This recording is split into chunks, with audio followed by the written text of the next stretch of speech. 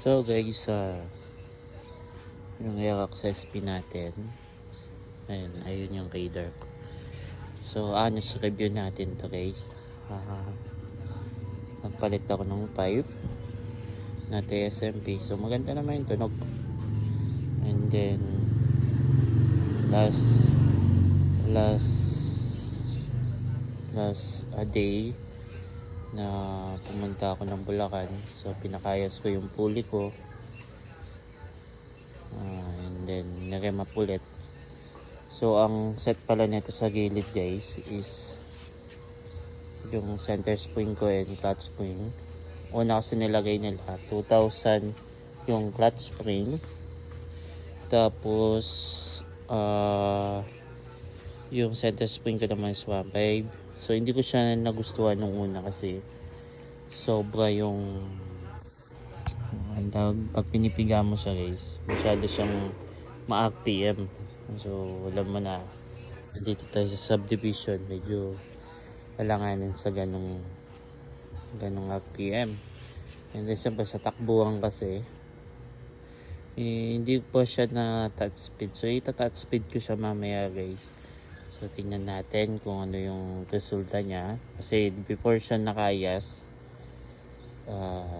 umabot siya ng 106, 108, nasa ganun. So nakikita nyo naman sa ko yun. So ngayon testing natin siya mamaya, touch speed natin siya, tingnan natin kung may improve ba. And then niremap din pala to ulit, so niremap siya, kinayos yung pulley, and then nagpalit ng center spring, clutch spring. So yung nilagay ko ng clutch spring and center spring guys, 1-to-1 lang. So check natin kung ano yung magiging performance niya mamaya. So yung tatakboy natin guys, medyo malapit lang din naman kasi dati yung tinakbo ko nag 106 naman tayo. So okay, so sa 72 seconds nag 106 naman siya. So susubukan natin guys kung makukuha niya ng ganun. So let's go.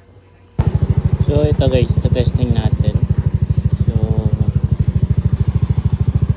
yun nga, sabi ko nga sa inyo kanina guys, is ang setup na ito sa gilid, kayas yung pulley, and then center spring, clutch spring. Yung center spring natin 1-2, yung clutch spring 1-to din, and then na-remap siya. So check natin guys kung okay ba yung takbuhan niya ngayon, kasi nung last na kinuha ko siya doon, kaya hindi ko siya nagustuhan sa 2,000 clutch spring and then 1.5 center spring. Ang haba na ng daan na binyahe ko is nag-102 lang ako to 103. So ngayon check natin dito kung saan ako una nag-upload, ganun lang din kahaba yung biyahe yung tatakbo ko. So that time nag-106 naman ako,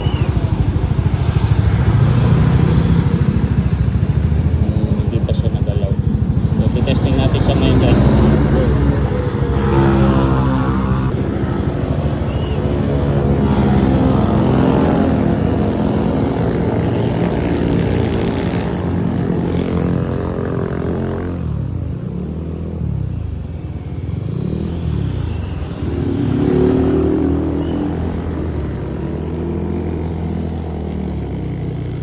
Wala natin dito,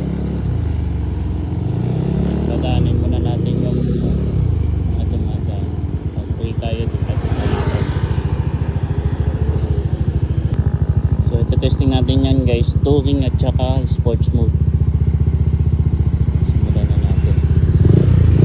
So touring muna tayo guys. Let's go. Yan, tutok ko lang sa speed meter.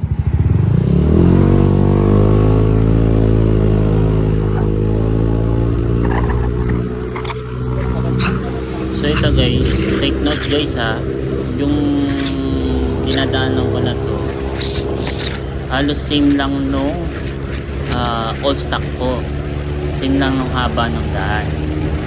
So napansin ko dito guys, nagwa 106 lang siya. So napansin nyo, nag-shift pa ako dyan ng 2 beses, 2 beses. So ginawa ko guys, inabaan ko yung daan para makuha natin yung saktong performance niya. Pansin nyo sa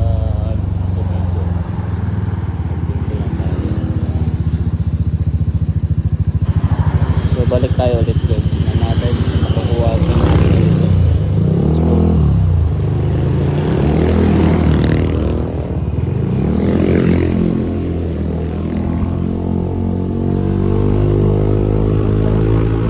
yan guys. So papansinin nyo guys, sinabaan ko yung daan dito para makita natin kung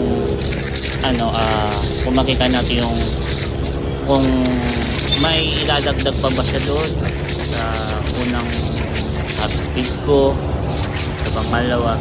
So guys, take note, ang Aerox SP, pag mahaba masyado yung daan, doon mo makukuha yung saktong range niya, yung pinaka top speed niya. So ngayon guys, dahil may delay yung daan na inaano natin, so nagdagdag ako, hindi siya masyadong malayo guys ha, para matesting lang natin kung may pagbabago ba dun sa 106. Kasi napansin ko lang guys nung delay ko ulit yung video, nagpa 106 lang talaga siya dun sa same na tinakbo natin nung sa stock. Same na siya tinakbo dun sa stock. So ngayon guys, testing natin ng medyo mas mahaba, kaya nagdagdag ako ng konting daan. Kaya kung mapapansin nyo guys, sinabaan ko pa yan. Sports mode natin yan guys. Try natin sa sports mode. So medyo malayo na to doon sa inanuhan natin kanina. So, testing natin and then try natin ulit yung sa touring mode. So simulan muna natin sa sports mode. Let's go. So sports mode natin. Ayan, sports mode na siya. Try muna natin ulit. Tapos on. Sports mode. So on natin.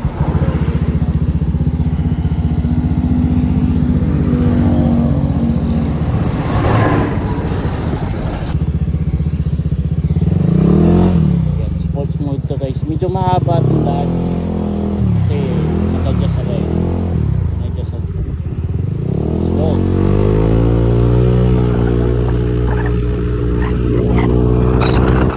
so dito guys, binira ko na siya diretso. So napansin ko nag 110 naman siya, kaso nga lang medyo mababa pas mo yung daan, makukuha natin yung saktong touch speed niya talaga. So nagano lang naman ako ng before and after niya, and then ngayon, so yan, umabot na siyang 110.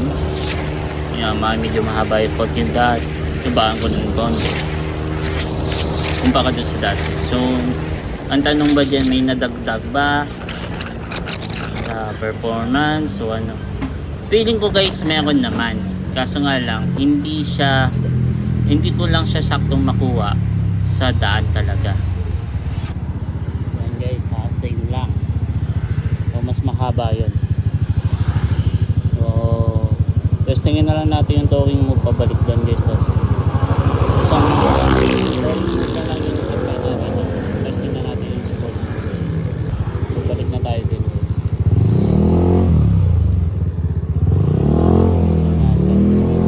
So naka sports mode ko siya niya. Ito touring natin siya. Kung ako tatanungin guys, gumanda naman yung performance niya. Medyo gumanda naman siya. Yun lang guys,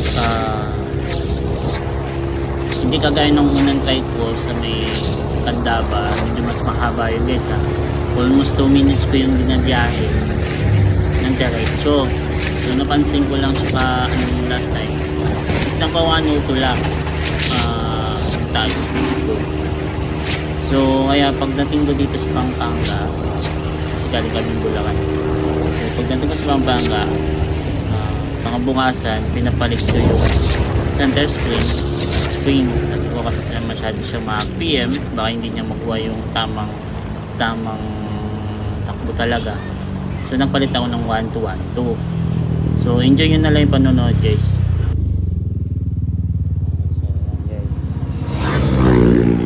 Balik natin sa touring move. Off, on, Yan,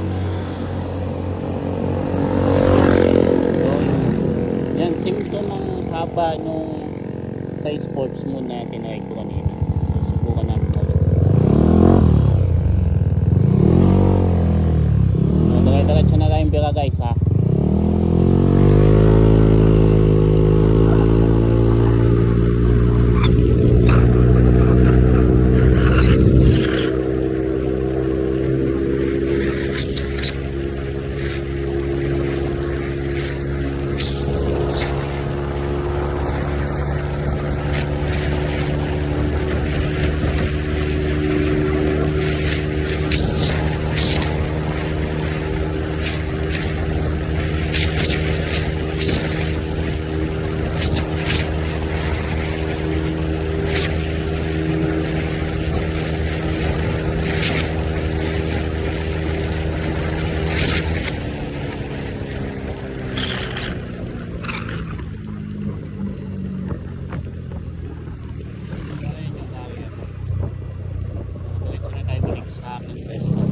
Review na natin siya mamaya.